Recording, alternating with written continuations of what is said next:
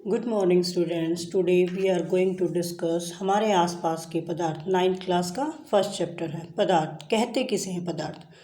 इस संसार में जो भी कुछ है जो स्थान घेरता है या जिसका द्रव्यमान होता है, सभी वस्तुएं क्या कहलाती हैं? पदार्थ कहलाती हैं। या फिर जिन्हें हम अपनी 5 इंद्रियों की वजह से महसूस कर सकते हैं, पदार्थ कहलाते हैं। 5 इंद्रियां कौन कौन सी है? सुनना, देखना, स्मेल करना, टच, स्वाद। ठीक है, ये 5 इंद्रियां हैं जिन्हें हम 5 इंद्रियों से महसूस कर सकते हैं, जिसका द्रव्यमान और वॉल्यूम होता है, पदार्थ कहलाते हैं। पदार्थ की कितनी अवस्थाएं हैं बेटा? ठोस, द्रव और गैस। ठोस में हम किन पदार्थ को बोलेंगे? वो पदार्थ जिनका आकार और आयतन दोनों निश्चित होते हैं, ठोस पदार्थ कहलाते हैं। जैसे टेबल है, चेयर है, चीनी है, चौक है, ईंट है, लकड़ी है, नमक है। ठीक है, सभी किस में आते हैं? ठोस पदार्थ में आते हैं। द्रव सेकंड आते हैं द्रव। द्रव में कौन से आते हैं? जिनका आकार निश्चित नहीं होता है लेकिन आयतन निश्चित होता है। आकार क्यों नहीं निश्चित होता है? जैसे सपोज करो हमने पानी लिया और पानी को एक बार गिलास में डाल दिया, दूसरी बार कटोरी में डाल दिया, तीसरी बार हमने जग में डाल दिया। तो जिस बर्तन में उसे डालेंगे, जिस कंटेनर में उसे डालेंगे, पानी या दूध या तेल जो भी है उसी का आकार ले लेगा, तो उसे हम क्या बोलेंगे? द्रव पदार्थ। तीसरा पदार्थ की अवस्था है गैस, जिसका ना तो आकार निश्चित होता है ना ही आयतन निश्चित होता है। एयर को हम एक जगह नहीं कर सकते ना बेटा, तो ऐसे पदार्थों को हम गैसियस पदार्थ कहते हैं। इसके एग्जाम्पल ऑक्सीजन है, आर्गन है, नाइट्रोजन है। ठीक है, तुम 6th-7th क्लास में एयर की कंपोजिशन पढ़ के आए हो। सबसे ज़्यादा कौन सी गैस पाई जाती है? नाइट्रोजन 78%, ऑक्सीजन 21% और 1% में बाकी सभी गैसेज आ जाती हैं। 1% में भी आर्गन है, फिर कार्बन डाइऑक्साइड है 0.004%। ठीक है बेटा, तो ये होती हैं पदार्थ की अवस्थाएं। और जो बहते हैं, बहने का मतलब जो एक जगह पे हम जिन्हें छोड़ दें तो वो बहने लग जाते हैं। पानी है, हम नीचे डालेंगे तो वो एक जगह नहीं रहेगा, वो बहने लग जाएगा। हवा है, हवा भी बहती रहती है। ठीक है, तो द्रव और गैस दोनों मिलकर क्या बोला जाता है? इनको वर्ड तरल बोला जाता है। फिर बात आती है कि पदार्थ के कुछ गुण होते हैं। क्या गुण है वो ये गुण है कि सभी पदार्थ कणों से मिलकर बने होते हैं और ये कण जो हैं अत्यंत सूक्ष्मतम होते हैं, हमें दिखाई नहीं देते हैं। जैसे ये पानी का गिलास है, आपको पानी का गिलास दिख रहा है, लेकिन इसमें एक पानी का मॉलिक्यूल थोड़ी है, बहुत सारे पानी के मॉलिक्यूल हैं। ठीक है, तो अत्यंत सूक्ष्म कणों से मिलकर बने होते हैं। कणों के मध्य रिक्त स्थान पाया जाता है।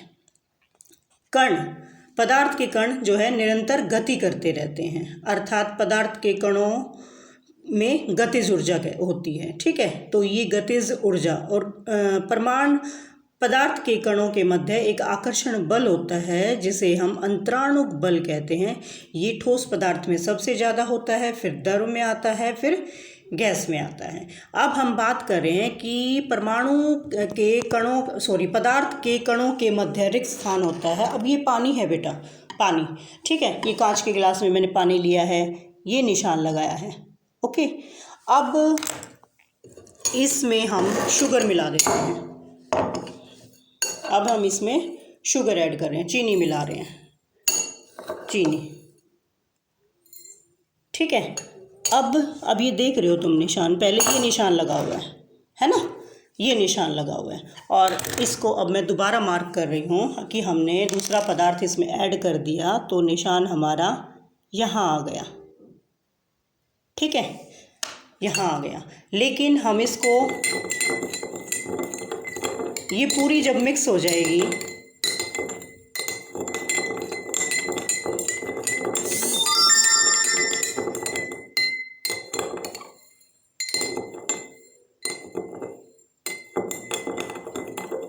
इतनी जल्दी शुगर मिक्स नहीं होगी, लेकिन जब ये मिक्स हो जाएगी तो ये कहाँ आ जाएगा?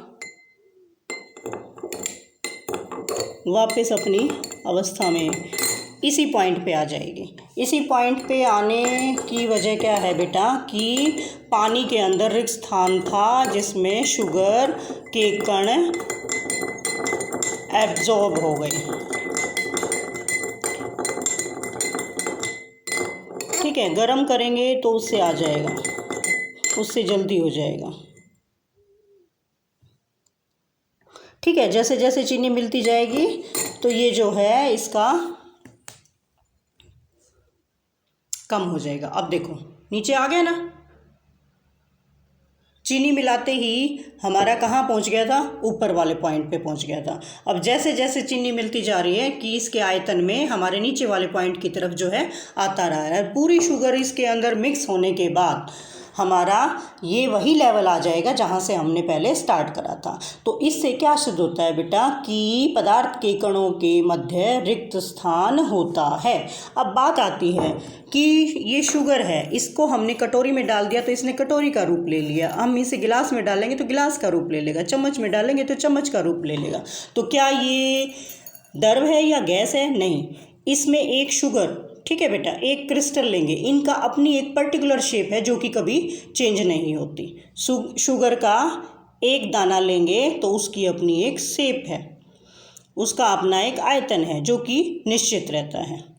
ठीक है, तो इसीलिए चीनी जो है किस पदार्थ में आती है? ठोस पदार्थ में आएगी। अब ये तो थे बेटा पदार्थ होते क्या हैं और पदार्थों के क्या क्या गुण हैं। पदार्थ बता दिया कि जिसका भी आयतन होता है, जिसका भी द्रव्यमान होता है, जिसका वॉल्यूम होता है, जिसका भार होता है, वो सभी पदार्थ की श्रेणी में आते हैं। फिर पदार्थ हो गए ठोस, द्रव और गैस। ठीक है, तो ठोस जिनका आकार और आयतन दोनों निश्चित होता है, द्रव में आकार निश्चित नहीं होता, आयतन निश्चित होता है, गैस में आकार और आयतन कुछ भी निश्चित नहीं होता है। फिर आती है बात कि पदार्थ के गुण क्या होते हैं। पदार्थ के हमने ये 4-5 गुण पढ़े हैं कि अति सूक्ष्म कणों से मिलकर बना है, उनके अंदर रिक्त स्थान होता है। रिक्त स्थान के लिए मैंने बताया है कि पहले पानी लिया एक गिलास में दिखाने के लिए आपको, तो उस पर मार्क किया, उसमें हमने शुगर ऐड करी तो उसका वो मार्क, उसका आयतन ऊपर चला गया। ठीक है, और जैसे जैसे शुगर मिक्स होती गई वो अपने पुराने वाले मार्क पे आ जाता है। तो इससे क्या प्रूव होता है कि पदार्थ के कणों के बीच में खाली स्थान होता है। पदार्थ के कणों के मध्य एक आकर्षण बल होता है। आकर्षण बल का मतलब जो उसके कणों को बांधे रखता है। ठीक है, इस आकर्षण बल को हम अंतराणुक बल कहते हैं और ये बल ठोस में सबसे ज़्यादा होता है, द्रव में उससे कम और गैसों में बहुत कम। गैस को थोड़ा सा ही गर्म करते ही वो काफ़ी दूर तक फैल जाती है, द्रव ठोस पे लेट असर पड़ता है। अब बात आती है बेटा विसरण। विसरण का मतलब जैसे मैंने पानी में चीनी मिलाई है, चीनी घुल जाना, अपने आप ही घुल जाना, रखेंगे तो थोड़ी देर के बाद शाम तक ये अपने आप ही घुल जाएगी, या इसको तापमान बढ़ा देंगे तो गर्म करने से भी ये जल्दी से हो जाते हैं। तो विसरण क्या होता है? दो विभिन्न पदार्थों का स्वतः मिलना विसरण कहलाता है। द्रवों में गैस, ठोस और मतलब कहने का मतलब तीनों अवस्थाएं द्रव में मिल जाने की टेंडेंसी होती है, जिसे कि विसरण कहते हैं। विसरण का मतलब दो पदार्थों का स्वतः मिलना विसरण कहलाता है। द्रव में ठोस, द्रव और गैस तीनों का विसरण संभव है। ठोस, द्रव और गैस की अपेक्षा इनमें सबसे ज़्यादा किसको दबाया जा सकता है? संपीड़ित का मतलब दबाना। ठीक है, सबसे ज़्यादा गैस को दबाया जा सकता है, फिर द्रव को दबाया जा सकता है और ठोसों को सबसे कम दबाया जा सकता है। तापमान और दाब। तापमान का मतलब होता है टेम्परेचर, दाब का मतलब होता है प्रेशर। प्रेशर में परिवर्तन कर एक पदार्थ की अवस्था से दूसरे पदार्थ की अवस्था में उसको परिवर्तित किया जा सकता है। तापमान बढ़ाकर हम ठोस को द्रव में, द्रव को गैस में परिवर्तित कर सकते हैं। इसके लिए एक एग्जांपल लेते हैं हम।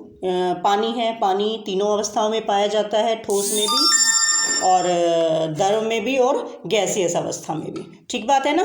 तो पानी का जो बर्फ़ है वो ठोस अवस्था है। ठोस अवस्था, बर्फ़ को जब हम गर्म करते हैं या बाहर निकाल के रख देते हैं तो थोड़ी देर के बाद वो क्या होती है? पिघल कर द्रव अवस्था में आ जाती है। उसको हम फिर उबाल देते हैं तो 100 डिग्री का जो टेम्परेचर पहुँचने के बाद है उसके वाष्प में परिवर्तित हो जाती है वो। ठीक है बेटा, तो तापमान और दाब को बढ़ाकर हम पदार्थ की अवस्था से, एक अवस्था से दूसरी अवस्था में परिवर्तित कर सकते हैं।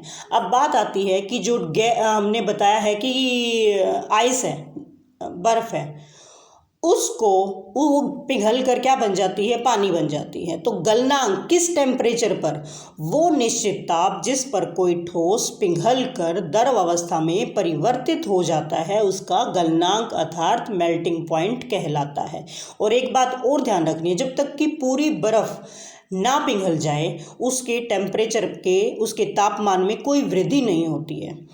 इस चाहे हम उसे गर्म ही कर दें, या टेम्परेचर तो बढ़ता है तभी तो बर्फ पिघलती है, तो ये तापमान में वृद्धि क्या होती है, उसकी गुप्त ऊष्मा में परिवर्तित हो जाती है। ठीक है।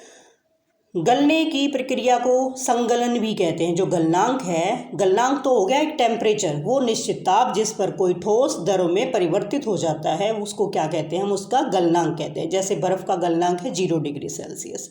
ठीक है। तो ऐसे ही बात आती है क्वथनांक की। वो निश्चित ताप जिस पर कोई द्रव उबलने लगता है उसका क्या कहलाता है, क्वथनांक या बॉइलिंग पॉइंट कहलाता है। जिस पर कोई द्रव उबलने लगता है उसको हम उसका बॉइलिंग पॉइंट कहते हैं। जैसे पानी का क्वथनांक, पानी कितने डिग्री पे उबलता है, 100 डिग्री सेल्सियस पे, और बेंजीन का क्वथनांक 70 डिग्री सेल्सियस है। ठीक है बेटा, ये बातें आज के लिए क्या है, पदार्थ कहते किसे हैं, पदार्थ की कितनी अवस्थाएं होती हैं, इनके 3-3, 4-4 पॉइंट। फिर आता है कि पदार्थ के गुण क्या हैं, कि पदार्थ अत्यंत सूक्ष्म कणों से बना है। ठीक है। फिर ये छोटी छोटी डेफिनेशन आ जाते हैं कि तापमान और किसका असर, तापमान और दाब का कैसे पदार्थ की अवस्थाओं पर प्रभाव पड़ता है। संपीड्यता क्या होती है, किसको अधिक कंप्रेसिबल, कंप्रेस दबाना। ठीक है। ठोसों में संपीड्यता सबसे कम, फिर द्रव में, और सबसे ज़्यादा संपीड़ित हम किसको कर सकते हैं, गैसों को संपीड़ित कर सकते हैं। तो आज आपका HW है कि पदार्थ किसे कहते हैं और इसकी कितनी अवस्थाएं होती हैं, उनका वर्णन करो, पदार्थ के गुणों का वर्णन करो। विसरण क्या, और इनकी डेफिनेशंस लिखो। विसरण क्या होता है, क्वथनांक क्या है, गलनांक क्या है, दैट्स ऑल। बाकी का सेकंड पार्ट में।